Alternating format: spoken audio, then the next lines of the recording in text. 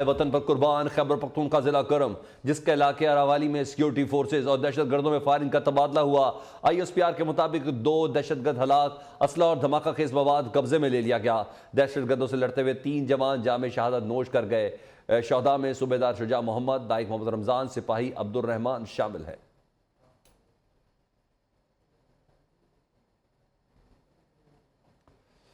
दो बड़ों की बड़ी मुलाकात की बात करें, जहां बड़े फैसले भी मुतवक्के हैं। वज़ीर आज़म से army chief general Syed Asim Munir की मुलाकात हुई। मुल्की सलामती, अमन अमान की सूरत हाल पर तबादला ख्याल हुआ। पाक फौज के पेशावराना अमूर, दहशतगर्दी की हालिया लहर और अफगान बॉर्डर की सूरत हाल का जायजा लिया गया। वज़ीर आज़म और सिपा सलार का दहशतगर्द अनासर के साथ सख्ती से निपटने का आज़म। शहबाज शरीफ का दिफा वतन के लिए जाने कुर्बान करने वालों को खराज अकीदत। वज़ीर आज़म ने कौमी सलामती कमेटी का अहम इजलास कल तलब कर लिया। इजलास में तीनों मुसल्लह अफवाज के सरबराहान, वफाकी वज़रा और आला हुक्काम शिरकत करेंगे। मगर हुकूमत का नया साल शुरू होने से पहले ही आवाम को महंगाई का नया तोहफा है। यूटिलिटी स्टोर्स पर घी 75 रुपए फी किलो महंगा कर दिया गया है। चीनी की फी किलो कीमत में 19 रुपए इजाफा कर दिया गया है और आटे का 20 किलो का थैला 496 रुपए महंगा हो गया है। कीमतों में इजाफे का इतलाक 1 जनवरी से होगा। BISP के रजिस्टर्ड मुस्तकीन के लिए कीमतों में इजाफे का इतलाक नहीं है। वजीर आजम रिलीफ पैकेज के तहत गरीब और मुस्तहक अफराद को टारगेटेड सब्सिडी जारी रहेगी। महंगाई से बढ़कर PTI फिर सड़क पर है। तहरीक इंसाफ का महंगाई के खिलाफ कल से नई तहरीक चलाने का ऐलान। फवाद चौधरी का कहना है कि पंजाब में MPS को खरीदा जा रहा है। जब भी हॉर्स ट्रेडिंग की मंडी लगती है, जरदारी साहब नोटों की बोरियां लेकर वहां पहुंच जाते हैं। एस्टेब्लिशमेंट से भी कहते हैं कि टेक्नोक्रेट हुकूमत का आइडिया बुरी तरह पिट जाएगा। अकेले अकेले नहीं जाएंगे, इस्तीफे मंजूर ना किए तो सुप्रीम कोर्ट जाएंगे। आजम सवाती को जहां कैद रखा गया, पीर को इस इमारत के बाहर एहतजाज करेंगे।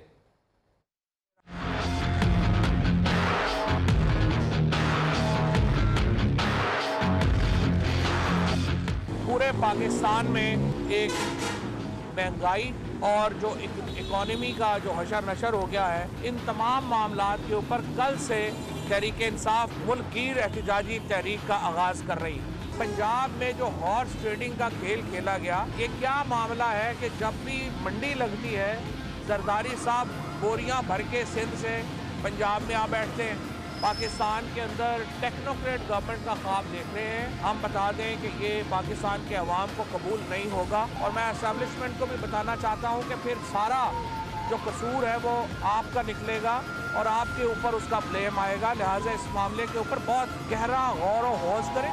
ये भी एक और ऐसा ही आइडिया होगा जो बुरी तरह पिट जाएगा। कानून को पसे पुश डाल के जिस तरह से मेलोडी मार्केट के एक बहुत ही तारीख और वीरान जगह को आजम सवाती साहब के लिए सब जेल डिक्लेयर किया गया है। सोमवार को जो सेनेट के मेंबरान हैं, उस इमारत के सामने जहाँ पे आजम सवाती साहब को गिरफ्तार करके रखा गया है, उसके सामने एहतजाज करेंगे। स्टेट बैंक के ज़र मुवादा ज़खायर में एक हफ्ते के दौरान 29 करोड़ 40 लाख डॉलर की कमी। ज़र मुवादा ज़खायर में कमी बैरूनी कर्जों की अदायगी की वजह से हुई है। स्टेट बैंक के ज़र मुवादा ज़खायर 5 अरब 82 करोड़ डॉलर की सतह पर आ गए। कमर्शल बैंकों के पास 5 अरब 88 करोड़ डॉलर मौजूद हैं। स्टेट बैंक के ज़र मुवादा ज़खायर पहली मरतबा कमर्शल बैंकों से कम हो गए हैं।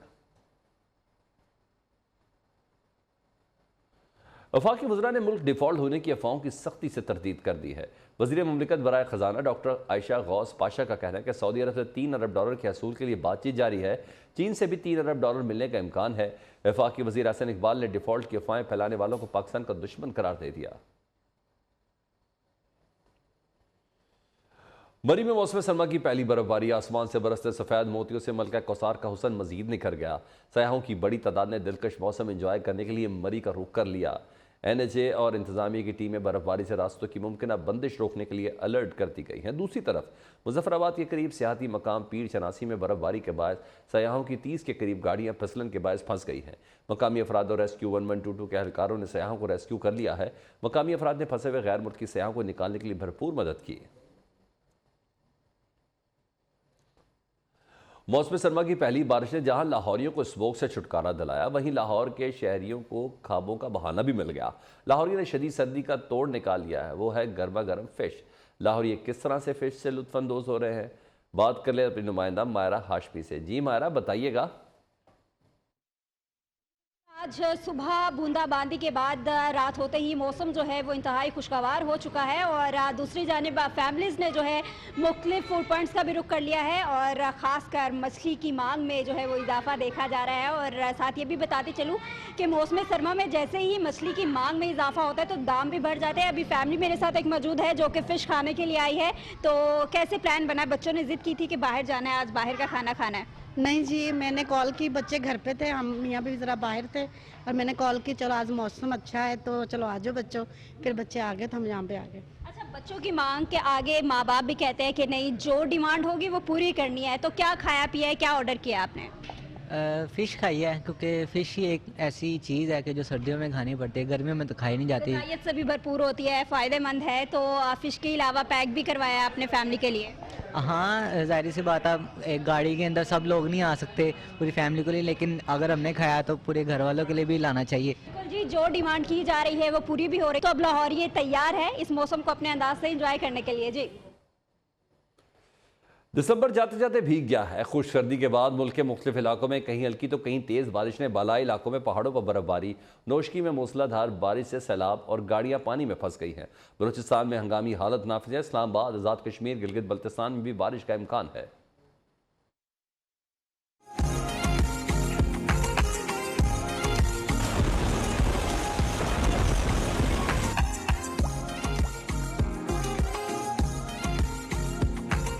खुश्क दिसंबर को जाते जाते बारिश की सलामी, आसमान से गिरती बूंदों ने हर शय निखार दी। कुदरत के नजारे और भी हसीन हो गए।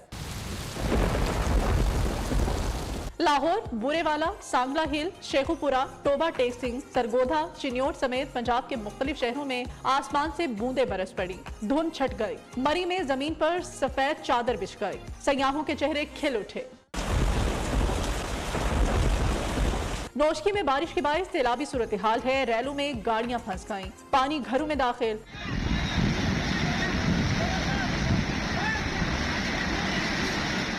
कोयटा, तुर्बत, पल्लात, यूप और कोहलू समेत मुख्तलिफ इलाकों में भी वक्फे वक्फे से बारिश। PDM ने मुतासरा इलाकों में हंगामी हालत नाफिज कर दी। मीरपुर, माथेलो समेत सिंध के मुख्तलिफ इलाकों में भी बादल बरसे। घर बार खोने वाले सैलाब मुतासरीन की मुश्किलात में इजाफा हो गया। जनूबी वज़ीरिस्तान में बरमन, शवाल, मकीन, लद्दा और प्रेगल में फल्क बोस पहाड़ बर्फ से ढक गए। पारा चिनार और वादी तिरा में भी सफेदी का राज। महकमा मौसमियात के मुताबिक बारिश का सिलसिला 2 दिन वक्फे वक्फे से जारी रहेगा। PTI वफ्द की स्पीकर कौमी असम्बली से मुलाकात में शामिल किसी रुकन ने अपने इनफरादी इस्तीफे के हवाले से बात नहीं की। स्पीकर पार्लियामान वापस आने के लिए जोर देते रहे। PTI अरकान का कहना था कि अगर पार्लियामान वापस आए तो खान साहब नाराज हो जाएंगे। मुलाकात की कहानी शराज अहमद शराजी से।